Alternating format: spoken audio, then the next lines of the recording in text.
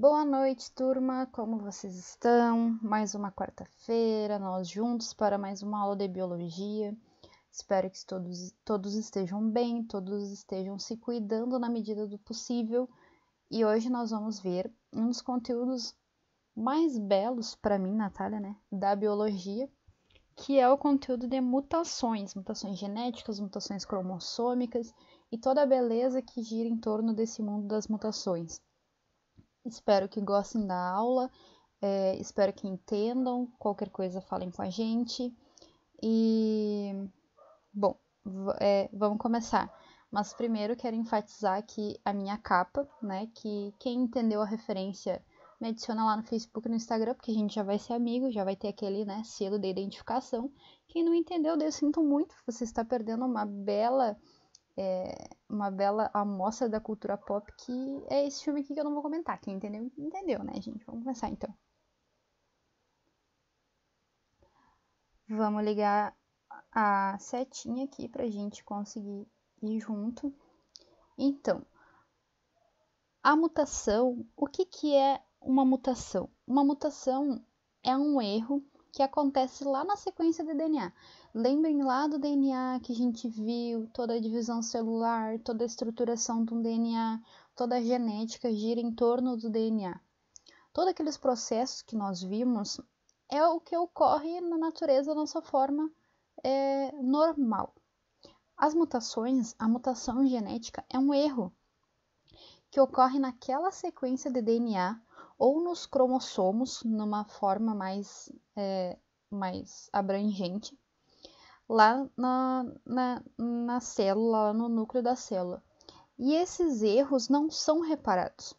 As células se dividem com aquele erro e, portanto, passam esse erro para as células filhas. As mutações, então, são erros que acontecem ao acaso e mudam, né, a genética daquele ser humaninho ali, daquele organismo vivo. Vamos lembrar então do ciclo celular, porque a mutação genética tem uma grande relação com o ciclo celular. Lembrem lá da fase G1, da fase S, da fase G2, mitose, meiose, que nós vimos, já foi comigo. Então, lembrem, né, que a cada fase do ciclo celular, a cada fase que passa dentro da intérfase, existem proteínas que passam por todo o DNA, vasculhando todo o DNA, procurando erros. E esses erros são reparados se eles são encontrados.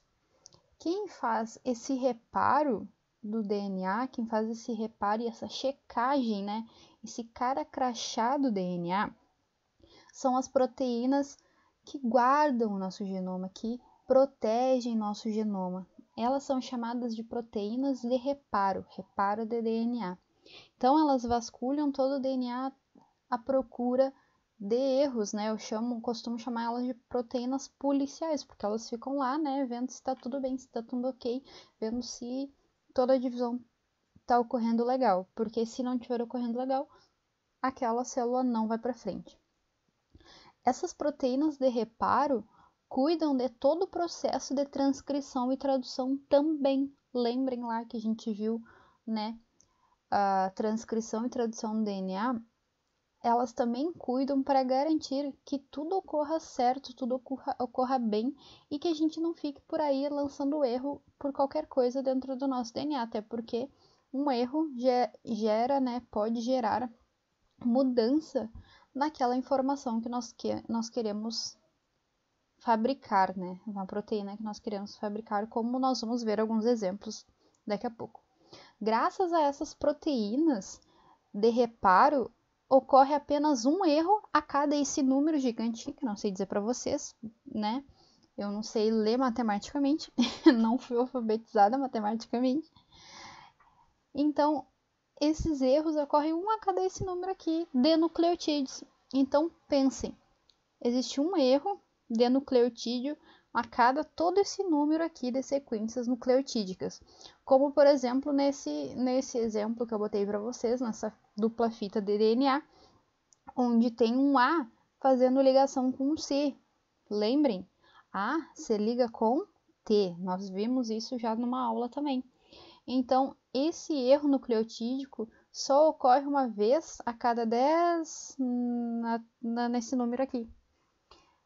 E isso só ocorre, esse número só é tão baixo e tão pouco significativo porque existem essas proteínas que vasculham o DNA procurando por esses erros e reparando eles.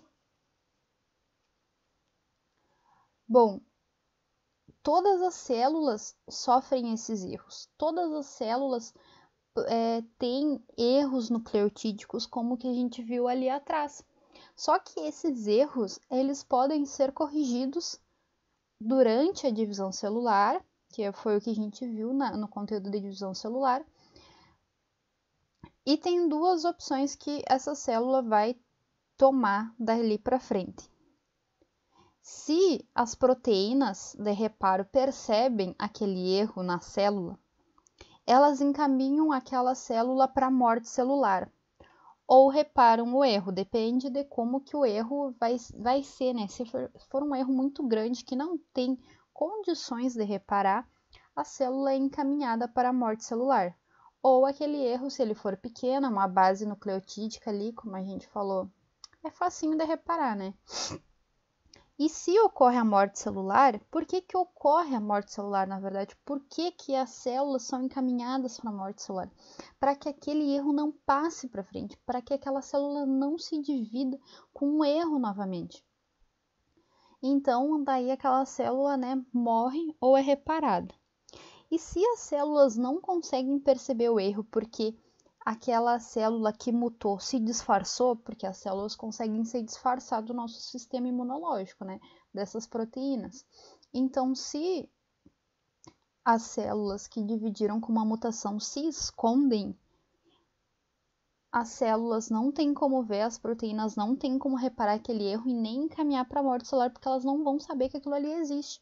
E essa célula, então, vai se dividir com um erro, vai passar o erro, aquela mutação para células filhas, gerando então uma mutação genética, uma mutação. Esse evento de mutação é totalmente aleatório, gente. Não tem como ser previsto, não tem como ser, né, previsto de forma nenhuma. Ele é um evento aleatório. Porém, a mutação não é só coisa ruim, não. A gente costuma pensar na mutação como fonte de coisas ruins, certo? Pelo menos eu encarava assim, né? Porém, a mutação, ela é importantíssima para gerar novos genes, porque através da mutação genética ali, através de uma base que troca, pode ser criado um novo gene totalmente diferente. Ela é responsável também pela variabilidade genética que a gente tem nas espécies, como o exemplo que eu botei aqui nos cachorros. Toda variabilidade genética é causada ou por mutação ou por crossing over, que nós já vimos. E a mutação pode gerar novas características. Pode não, ela gera, é uma afirmação, ela gera novas características, como novidades evolutivas. Nesse caso aqui, eu coloquei para vocês a foto, né, a representação do que se acredita ser a primeira flor do planeta, a flor mais antiga que já existiu. Quem é que gera essas novas características, essas novidades evolutivas? São então as mutações. Portanto, a mutação ela é a base para a nossa evolução dos seres vivos, no conteúdo que a gente sabe que permeia toda a biologia, que é a evolução biológica. Mas se atentem ao detalhe, as mutações não tentam suprir aquilo que o organismo precisa, muito pelo contrário, ela é aleatória. Essa mutação vai ocorrer e se ela for benéfica, se ela trouxer algum tipo de vantagem para aquele ser, para aquele organismo vivo, ela permanece na história evolutiva. Caso contrário, não. Caso contrário, ela é eliminada e tu nunca vai saber na vida que aquilo ali ocorreu, certo? O exemplo que eu trouxe aqui para vocês é que nós somos todos mutantes, certo? Se não fosse a mutação genética, a gente nunca tinha deixado de ser um ser unicelular para começar a história, certo? Mas olhando aqui, Esse exemplo que eu trouxe é sobre a digestão do leite na nossa espécie. Mamíferos adultos, no geral, não consomem o leite durante adultos. Os únicos mamíferos que consomem leite na sua fase adulta somos nós, os seres humanos. Para o resto, eles só consomem quando são bebês. Então, ao longo do tempo, a gente perde a capacidade de digerir a lactose. A lactose, lembrando, é o principal açúcar que tem dentro do leite. A enzima que é responsável por quebrar a lactose se chama lactase. Tudo que termina em ase na biologia é enzima. Então, por conta de mutações genéticas que ocorreram nos humanos ao longo da história evolutiva, lá no início da nossa história evolutiva, quando o Homo sapiens se tornou Homo sapiens, existiu algumas mutações que trouxeram para a nossa espécie a capacidade de digerir a lactose durante toda a vida. Por que é importante a gente digerir a lactose? Porque o leite é uma grande fonte de gordura, de proteína, de nutrientes e tudo mais. Então, a nossa espécie, no momento que se tornou sedentária e ficou num lugar só e começou a plantar a sua cultura, né, lá, o seu milhinho, a sua maçãzinha, precisava de uma grande fonte de nutrientes que se tornou o leite. Então, a lactose foi muito importante, né? O leite foi muito importante para o desenvolvimento intelectual da nossa espécie. Então, antes, aqui a gente tinha um humano adulto normal, certo? Antes das mutações ocorrerem. A gente tinha aqui uma molécula de lactose, que é uma glicose mais uma galactose. Essa substância precisa ser quebrada. Mas como o indivíduo era adulto, ele não tinha mais lactase. Então, não tinha nada, não tinha essa enzima para quebrar a lactose.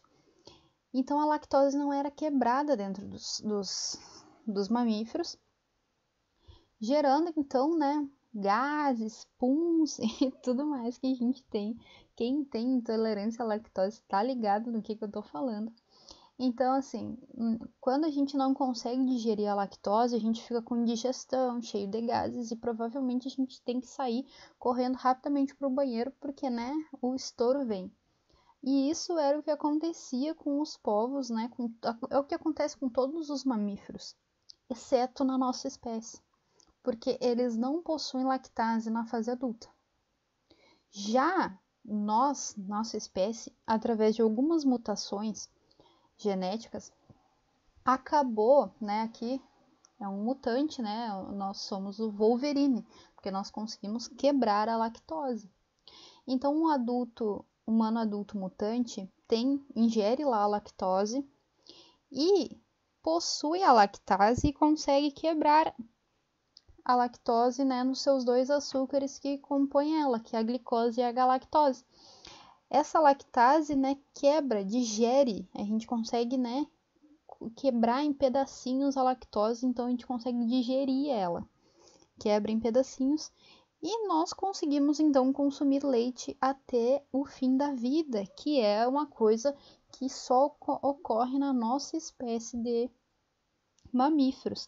E esse é o nosso grande superpoder, gente. A gente pensa, né, que as mutações genéticas vão nos tornar super-heróis, mas o nosso grande superpoder na nossa espécie, que ocorre praticamente só com a gente, é poder tomar leite a vida inteira. Certo? E quem hoje tem intolerância à lactose, como eu, por exemplo, que tenho uma leve intolerância, é porque essas mutações acabaram se revertendo. As pessoas mutaram novamente e perderam a capacidade de produzir lactase ou produzem pouca lactase e não é capaz de digerir todo aquele leite que está consumindo, certo? Lembrem, somos todos mutantes. A mutação, então, é uma mudança que ocorre no DNA, como nós vimos, ou pode ser, né, lá nos nucleotídeos ou nos cromossomos. Uma mutação pode ser do tipo somática. Nós já discutimos o que é uma coisa somática. tudo que é somático dentro da biologia, é que ela ocorre, né, nas células do nosso corpo, que não são germinativas. Então, por exemplo, câncer de pele é uma mutação somática, porque ela ocorre na pele, certo? E não é passado entre as gerações porque não está envolvido com as células reprodutivas. Lembre, usem, né, protetor solar, usem filtro solar porque é importantíssimo. Câncer de pele aqui no nosso estado é muito forte, é muito alto, muita gente tem. E nós temos também as mutações germinativas. E essas mutações germinativas são aquelas que a gente percebe, que a gente ouve, que são hereditárias, que elas conseguem passar pela prole, podem ser transmitidas através dos seus descendentes. Um exemplo de uma mutação germinativa é a síndrome de Down, porque ocorre especificamente lá nos cromossomos sexuais, que nós vimos semana passada, nos cromossomos sexuais, envolve ali os cromossomos sexuais, né? E a herança deles em relação ao cromossomo 21. Mas a mutação germinativa, ela é hereditária, ela pode passar para os outros. Mas como nós vimos, as mutações são aleatórias, são totalmente aleatórias. E elas ocorrem o tempo inteiro. Só que existem alguns agentes, algumas substâncias e modos de vida que podem aumentar as chances das mutações ocorrerem dentro do nosso organismo. Nós temos, né, os chamados agentes mutagênicos, que aumentam exponencialmente as nossas proporções de ter câncer na vida. Não botei aqui, cigarro é uma delas, bebida alcoólica, né? Essas são manjadas, essa todo mundo tá ligado, todo mundo sabe, né? Um exemplo que eu botei aqui para vocês é a radiação, seja raio-x, raio gama, UVA, UVB, que estão, né, na luz do sol podendo causar câncer de pele. UVA e UVB estão presentes na nossa radiação solar e causam câncer. Metais pesados como chumbo, mercúrio, cádmio. E tem coisas, né, que são super comuns para nós, como uma má alimentação. A própria respiração celular, que a gente já viu, gera radicais livres. O que são radicais livres? São átomos de oxigênio que ficam livres dentro das nossas células e conseguem se ligar a absolutamente qualquer coisa, podendo danificar o DNA. Então, a própria respiração celular pode gerar radicais livres. Temperatura, como uma temperatura muito elevada, principalmente em organismos como anfíbios, que são muito suscetíveis a mudanças de temperatura. A radiação solar, como eu já falei. Vírus e bactérias que por muitas vezes inserem seu material genético dentro do nosso para, né, fazer as funções para eles, para nos infectar. Então, todos eles podem, todas essas coisas e muitas outras, botei só uma amostra primária aqui, né? Todas essas coisas podem ser agentes mutagênicos, podem, né, nos gerar mutações. Enfim, viver pode, né, gerar mutações, porque todas as células sofrem mutações. O problema é elas passarem adiante, passarem para as próximas células. Então, vamos ver um pouquinho de alguns agentes mutagênicos para ver assuntos importantes. Por que né, nós temos uma cultura, quem é mais velho deve saber, por que nós temos essa cultura de ter medo de usinas nucleares? Por que a população, em geral, mundial, tem medo de usinas nucleares? Por conta da radiação nuclear. Aqui, o exemplo que eu trouxe para vocês que está em alta por conta do ano passado ter saído uma série excelente, maravilhosa na HBO. Quem puder assista, uma minissérie maravilhosa que estreou ano passado, mostrando com excelência todas as alterações da biologia, tudo que, assim, a parte política, daí quem pode fazer análise é o pessoal lá da história, sociologia, da RI, da geografia. E o que eu digo para vocês é que em termos de biologia e consequências da radiação no corpo das pessoas, A série Chernobyl está excelente, incrível, chega até deixar com mal-estar. Eu não conseguia assistir mais de um episódio por dia porque eu ficava me sentindo muito mal. Porque ela tá maravilhosa nesse sentido de representar o que são os agentes mutagênicos, como a radiação nuclear em alta quantidade num corpo biológico, causando quebras de DNA. Tudo aquilo que ocorre na série, quem assistiu, é por quebra de DNA e as células morrem automaticamente. Então o tecido começa a morrer, começa a acontecer a necrose, que a gente diz necrose, é o tecido começar a morrer. E essa série tá incrível. Mas o desastre lá em Chernobyl aconteceu em 26 de abril de 1986, porque o núcleo, né, do reator lá da usina nuclear explodiu, estourou, fundiu, sei lá o que aconteceu, ele foi pro caralho e acabou liberando radiação por toda a cidade de Chernobyl, muito acima do tolerável, assim, muito é pouco, né? Muito acima chega a ser uma medida pouca para quantidade de radiação nuclear que foi expelida ali pela usina nuclear. E como foi na União Soviética, eles tentaram por muito abafar o que estava acontecendo, o que só trouxe problemas para a sociedade ali, para as pessoas que estavam na volta de Chernobyl. Chegou a atingir a Europa e as cidades e os países próximos, né, ali à União Soviética. Um caso absurdo, né? E está muito bem retratado a parte biológica nessa série. Quem puder assiste, porque é muito legal. Então, o nosso medo com usinas nucleares está muito associado e esse é o mais famoso, né, gente? O que tem de desastre nuclear a partir de usina nuclear pelo mundo, que a gente sabe pouco, é muito grande. Então, a gente sempre tem dois pés atrás com usina nuclear, né? E a radiação nuclear é um agente mutagênico extremamente forte, extremamente forte. Agentes mutagênicos do tipo metais pesados. Pergunto para vocês, aqui a minha carinha pensativa, eu gosto muito dela. Vocês lembram de algum acontecimento recente no Brasil que liberou muitos metais pesados no ambiente? Vou deixar vocês pensarem aí.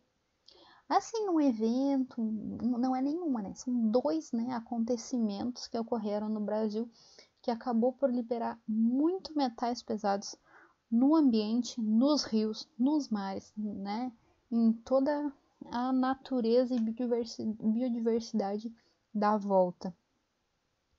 Mariana e Brumadinho. A minha maior tristeza é que, né, em 2016, 2017, quando eu dei aula, eu falei de Mariana e falei que provavelmente Mariana não ia ser o primeiro caso e nem o último caso de problemas com essas represas de metais pesados. E depois, em 2019, né, no início de 2019, infelizmente nós tivemos Brumadinho, que também teve o mesmo problema, invadiu rio, invadiu o mar, dizimou populações, biodiversidade, seja de planta, de bicho, tudo que vocês podem imaginar, né, foi prejudicado. E Mariana foi em 2015, Brumadinho em 2019, e até hoje essas empresas não foram muito bem responsabilizadas, não tiveram que pagar muita coisa para as famílias. É um descaso com a população, com a biodiversidade, com o nosso país absurdo de grande, e nunca caiu no Enem. Então fiquem atentos, claro que esse governo a gente não sabe o que esperar, mas fiquem atentos a Mariana, a Brumadinho, pesquisem, isso pode ser tema de redação, pode ser que não caia na biologia. As duas, né, os dois agentes mutagênicos que eu decidi me aprofundar, porque podem não só cair na biologia, mas cair também em redação, né, falar alguma coisa sobre, ou que vocês usem como material para embasar suas teses, dentro da redação. Pesquisem sobre Mariana, todas as consequências na biodiversidade local. Brumadinho, que foi pior ainda, que a lama era mais difícil ainda de ser removida, de ser trabalhada. Então, lembrem que no Brasil ocorreram esses 2 casos que jogaram muitos metais pesados no rio, no mar. Ai, mas o que eu tenho que ver lá com Minas Gerais, né? Nem tô lá para consumir as coisas que vêm de lá. Mas a gente não come sushi? Quem gosta de sushi aí? Sushi tá onde? Tá no mar, né? E onde é que esses metais pesados chegaram? No mar. Quem é que garante que o alimento que a gente está comendo, seja ele peixe, seja ele qual for, quem garante que ele não tem metais pesados que acabaram sendo trazidos por esses 2 acontecimentos no Brasil? Quem é que garante? Quem é que garante que a gente não está consumindo altas doses de metais pesados na nossa alimentação, né? Mas era isso que eu tinha para falar para você sobre agentes mutagênicos. Respira, vamos lá. Mutações gênicas. A gente viu, né, os agentes mutagênicos que causam as mutações. A gente viu que existem as mutações somáticas e as mutações germinativas. E aqui nós vamos ver os 2 tipos de mutações que tem. As mutações gênicas, que são as mutações que acontecem nos genes, e elas podem ser estimuladas por agentes mutagênicos. A alteração na sequência de bases nitrogenadas no DNA, então, gera uma mutação genética. Aqui eu tenho para vocês um desenho de um gene, TAACCG. Esse gene está aqui na sua forma correta. E pode ocorrer 3 coisas com esse gene. Substituição de base, por exemplo, aqui, foquem aqui ó, nesse A com T. Esse A com T foi substituído por uma nova sequência, por um G com C. Isso troca a trinca. Lembrem, né, que o DNA, o DNA não, né, o RNA ele é lido por trincas. E quando tu altera uma base nitrogenada, quando tu altera um nucleotídeo, tu muda a trinca, podendo gerar, então, uma nova, como a gente vai ver dali para frente, uma substituição de uma única base nucleotídica, uma única base nitrogenada, causa uma mudança enorme no ser humano.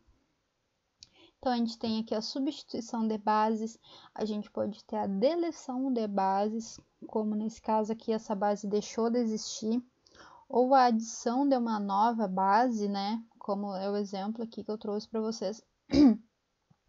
Só que a adição e a deleção, como essas 2 últimas aqui que eu trouxe, elas são muito graves, porque ela muda toda a estrutura do DNA, toda a trinca do DNA daqui para frente é trocada.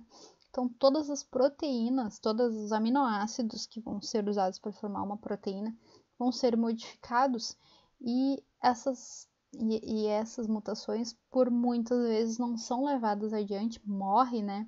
Seja o indivíduo ou aquela cultura de bactérias ali, morre, a cultura de bactérias, cultura de célula, morre, porque não tem como levar adiante aquela leitura das trincas, né? Porque modifica tudo dali para frente. É como se a gente estivesse contando 1, 2, 3, 4, 5, 6. Daí tu tira o 3, o que vai acontecer? Vai mudar tudo dali para frente, né? É o que acontece na deleção e adição de novos de bases nitrogenadas. Mas as mutações gênicas, todos esses processos aqui, principalmente a substituição, ela é a fonte, né, a principal fonte de criação de novas espécies. O nome que nós na biologia chamamos a criação de novas espécies é especiação. Porque como está mudando o gene, está mudando a leitura das trincas, e muda, às vezes não muda absolutamente nada, como é o mais normal. E às vezes pode mudar muita coisa, que é o que a gente vai ver no próximo slide. Então, as mutações gênicas, elas causam uma grande provocam um grande acontecimento na biologia, que é a formação de novas espécies. E essas mutações gênicas que porventura venham a formar novos genes, se esses genes trouxerem uma vantagem para os indivíduos, vão ser mantidas pela seleção natural. A seleção natural vai selecionar positivamente aquela mutação ali, porque ela vai estar trazendo uma vantagem para aquele ser. Lembrem, né, que a seleção natural trabalha com o mais apto, então se traz uma aptidão, aquele novo gene é mantido na seleção natural. Caso contrário, caso tenha uma desvantagem, aquele gene é eliminado na seleção natural e a gente nunca nem vai saber que ele existe. O exemplo que eu trouxe para vocês é a anemia falciforme. A anemia falciforme ela é uma doença que ocorre pela mudança de um único nucleotídeo, e esse único nucleotídeo acaba por mudar um aminoácido, que é um dos aminoácidos da hemoglobina, e por mudar esse um aminoácido por conta de um nucleotídeo, a hemácia troca, né, acaba mudando o seu formato e fica na forma de uma foice, como vocês estão vendo aqui atrás, ó. Mudando o formato da hemácia, ela não tem tanta eficiência em carregar oxigênio. Olhem aqui, aqui a gente tem uma amostra do normal, o que ocorre normalmente na produção da hemoglobina lá nas hemácias. Aqui a gente tem os genes, né? Aqui a gente tem o gene da hemoglobina, está sintetizado, ele é muito maior que isso. E aqui, né, estão os nucleotídeos. Aqui no primeiro momento ocorre a transcrição, a tradução da dupla fita de DNA para uma única fita de RNA. Lembrem que no RNA não tem o T, tem o U. E aqui do RNA nós temos a tradução para uma proteína. Atentem que aqui a gente tem a treonina, a prolina, glutamato e glutamato. O G no RNA corresponde ao aminoácido glutamato. Então a gente teria né, nas nossas hemoglobinas normais, duas amostras do aminoácido chamado glutamato. E esse processo, né, da transcrição e da tradução normal de uma hemácia normal, como tem aqui o desenho para vocês. Então, ela é super tranquila para carregar o O2. Aqui embaixo, eu coloquei para vocês o que ocorre nas pessoas que possuem anemia falciforme. Aqui no processo de transcrição ocorre, né, lá no DNA, olha a importância das proteínas de reparo. Esse erro aqui na molécula de DNA não foi visto pelas proteínas de reparo e foi mantido. Então, em vez de ter um T ligando aqui, nós vamos ter um A. E isso vai interferir na transcrição, porque o complementar não vai ser mais o A. Olhem aqui, aqui era o A, agora virou o T. E GTG não corresponde mais a glutamato. O aminoácido correspondente é a valina. Quando se traduz a molécula de RNA, nós não temos mais dois aminoácidos de glutamato. Um deles vai ser valina. E um único nucleotídeo que é mudado aqui no A, olhem aqui, muda o aminoácido da hemoglobina, que muda o formato da hemácia. A hemoglobina não tem mais o seu formato original, mudando então o formato da hemácia, deixando ela com essa forma de foice. Olhem aqui os desenhos aqui embaixo. Esse processo então de transcrição e tradução com a mutação causa uma mudança no aminoácido de glutamato para valina, mudando assim o formato da hemácia e interferindo no transporte de oxigênio. Essa célula, que é essa hemácia em formato de foice, não é tão eficiente para carregar o O2 como uma hemácia do tipo normal. Ah, mas Natália, tu falou que mutação só fica se for vantajosa. Qual é a vantagem da anemia falciforme se ela não consegue carregar o O2 com eficiência? Povos que são muito acometidos pela malária, como na África principalmente, o bichinho lá da malária infecta as hemácias. E como lá na África e povos africanos descendentes de africanos, alguns, tinha bastante gente com anemia falciforme, essa infecção por malária não conseguiu ocorrer de forma eficiente que matasse, porque as hemácias dessas pessoas era modificada, causando assim então uma sobrevivência desses povos. E, né, como eu já disse para vocês, se sobrevive e passa o erro adiante, isso vai sendo mantido na população. Então, essa anemia falciforme, ela é muito presente na população porque ela traz uma resistência maior à malária, e a malária mata.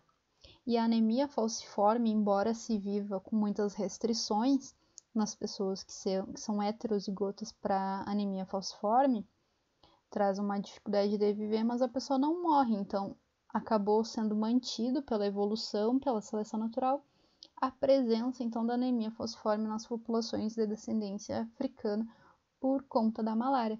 Povos que não tiveram contato com a malária não têm anemia falciforme e são muito suscetíveis à malária. O outro tipo de mutações que nós temos são as mutações cromossômicas, porque elas mexem no cromossomo, na estrutura grande, e não mais no nucleotídeo por nucleotídeo. Nós temos dois tipos de mutações cromossômicas, as mutações estruturais e as numéricas. Nós vamos ver aqui nesse slide as mutações estruturais, que mudam a estrutura dos cromossomos. Então, ela pode ser uma modificação, né, no número ou na estrutura dos cromossomos, e nesse caso é na estrutura dos cromossomos. Como, por exemplo, aqui nós temos a deleção de uma parte de um cromossomo, perde pedaço da perna aqui do cromossomo, ou a adição de uma parte inteira de um cromossomo, como aqui, ou a inversão de genes, como aqui nós temos cromossomos homólogos que acabaram ficando com os seus genes em posições diferentes. A duplicação de um gene, por exemplo, aqui nós temos o 3 duas vezes nesses cromossomos homólogos, trazendo inúmeras, né, consequências para esses indivíduos. E nós temos também a translocação, que é em cromossomos não homólogos, que ela é muito parecida com crossing over. Os cromossomos que não são homólogos acabam trocando partes dos seus cromossomos entre eles, fazendo com que mude totalmente a estrutura de distribuição dos genes, porque cada cromossomo vai ter o seu gene específico. E aqui muda totalmente a estruturação deles, causando algumas síndromes, causando alguns problemas por conta dessa translocação de mutações cromossômicas nos cromossomos. Mas nós vamos dar ênfase para as mutações do tipo numéricas, que são aquelas que a gente conhece com maior profundidade, porque são aquelas que trazem as síndromes que nós conhecemos. Lembrem que eu comentei na aula passada sobre a presença do X, que o Y é muito pequeno e ele não sustenta a vida, só o Y. Mas o X sim. Então, aqui a gente tem o exemplo de uma aneuploidia. O que é aneuploidia? Apenas um cromossomo é alterado. Aqui, nesse caso, a gente tem a perca de um único cromossomo. E a síndrome que nós temos nesse slide é a síndrome de Turner. É uma mulher X, só que ela não tem o outro X. Ela é X0 que a gente chama. Aqui, ó, o cromossomo veio aqui as duas possibilidades para uma pessoa com síndrome de Turner.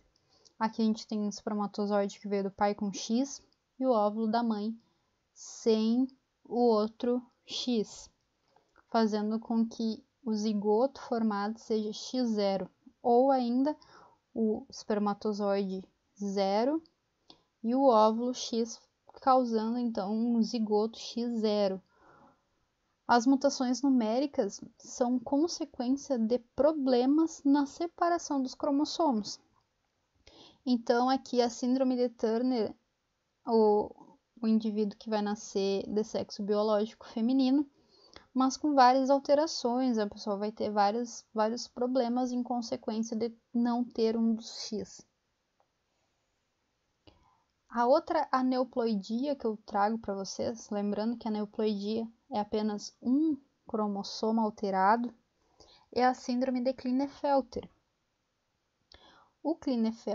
A síndrome de Klinefelter é um homem que é XXY. A alteração dele é nos cromossomos sexuais, que nem na síndrome de Turner. Aqui a gente tem a possibilidade, lembrando que isso tudo é causado por problema na separação dos cromossomos. Aqui a gente pode ter um espermatozoide XY, que dividiu errado e ele veio com os dois cromossomos juntos, e um óvulo X, causando então um zigoto XXY, ou um espermatozoide Y, que se juntou, veio a fecundar um óvulo XX, que teve problema na separação, e ficou XX, gerando um zigoto XXY.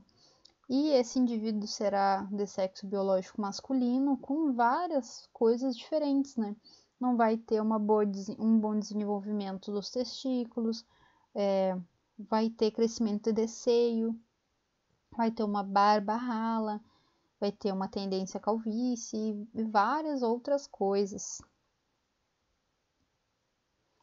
E a mais conhecida e mais querida de todos nós é a aneuploidia, chamada síndrome de Down, que é uma trissomia do cromossomo 21. O que é trissomia? Cada cromossomo tem dois, Dois parzinhos de cromossomo. E no 21, no caso da síndrome de Down, em vez de ter dois, o indivíduo tem 3 cromossomos no cromossomo 21. Então, aqui a gente tem as possibilidades para a síndrome de Down ocorrer do cromossomo 21, um espermatozoide com 2 cromossomos juntos, se juntando com um cromossomo único num óvulo, causando então uma criança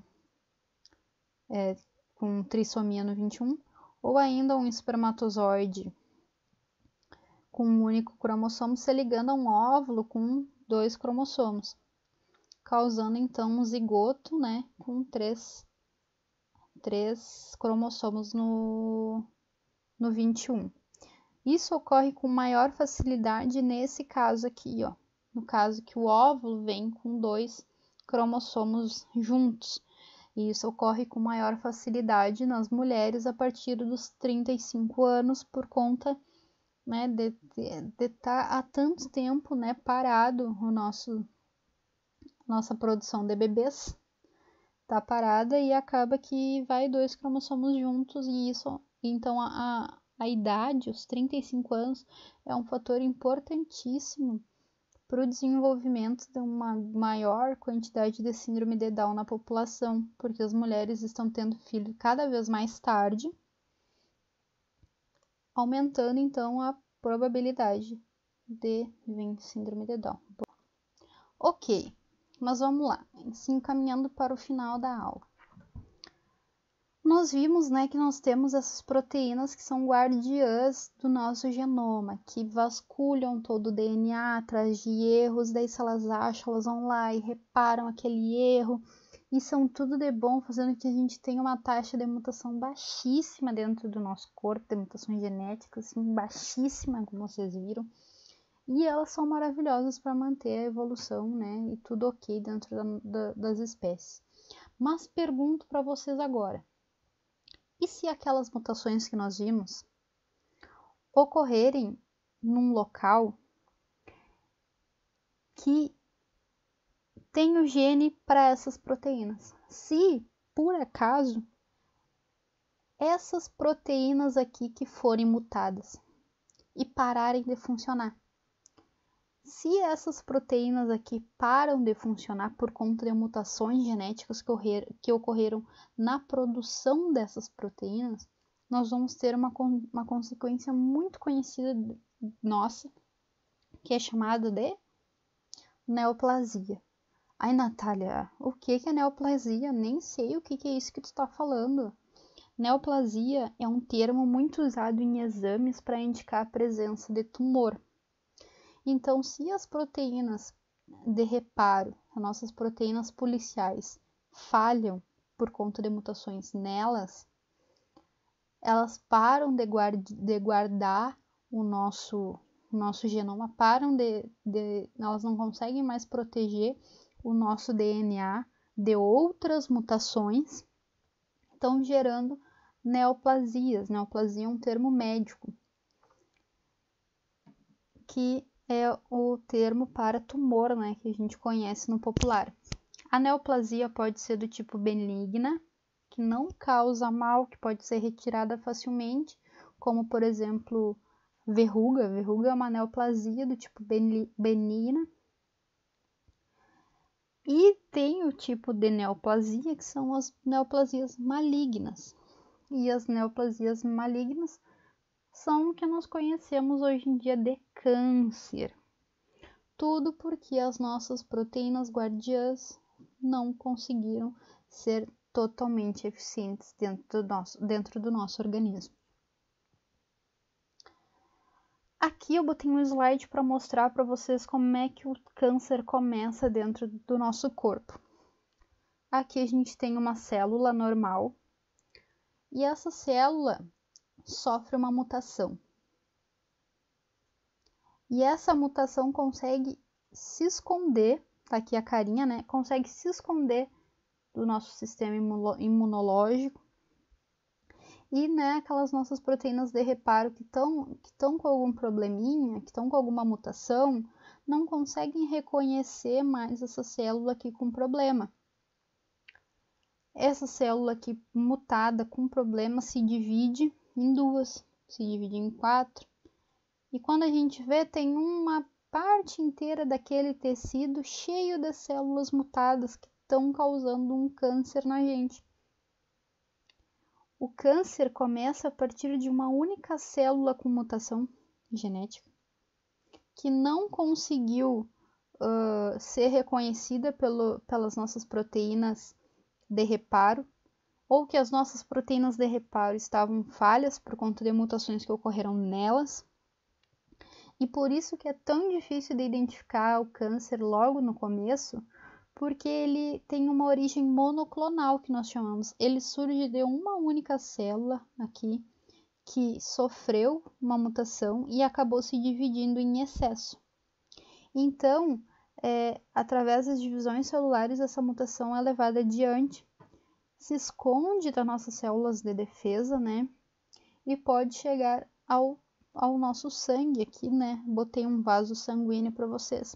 E no momento que essas células mutadas chegam nos nossos vasos sanguíneos, entram dentro do nosso sangue e se instalam em outros tecidos, nós chamamos de metástase, porque essas células mutadas, esse câncer conseguiu sair do lugar onde ele estava, por exemplo, na pele, ele é um câncer de pele, e começou ali nos tecidos da pele, entrou nos vasos sanguíneos e vai se instalar lá no nosso pulmão. Isso é chamado de metástase. Uma única célula entrou nos vasos sanguíneos e acabou atingindo um outro tecido diferente por conta disso. Lembrando que câncer não é uma única doença, é uma classe de doenças que inclui inúmeros cânceres. Cada tipo de câncer possui um tratamento diferente, por isso que é importantíssima a consulta de profissionais, né, de médicos com gabarito, para que eles consigam dar um tratamento eficiente para cada tipo de câncer, para cada tipo de doença, para que a gente não tenha casos de, por exemplo, assim, começou a fazer tratamento do câncer e em seguida morreu, porque está recebendo provavelmente o tratamento errado. Então é importantíssimo conhecer o câncer, entender o que ele é, para quando a gente tiver, né, exposto a uma situação dessas, porque infelizmente nós temos muitos casos de câncer e aumentando e vão aumentar, que a gente consiga entender o que está acontecendo, consiga entender as explicações dos médicos e consiga saber o que está acontecendo com aquele indivíduo, seja nós, seja um parente ou tudo mais. Quero agradecer a presença de vocês, a atenção de vocês, uma boa noite, bons estudos e, né, sejam felizes, boa noite. Qualquer dúvida me chamem, comentem, quem ouviu essa aula comenta para mim. Se vocês sabem que filme que eu comecei a aula, me mandem lá comentem lá no chat, né, pode ser no comentário do vídeo ou lá no Google, comentem comigo. Beijinhos, boa noite e até semana que vem.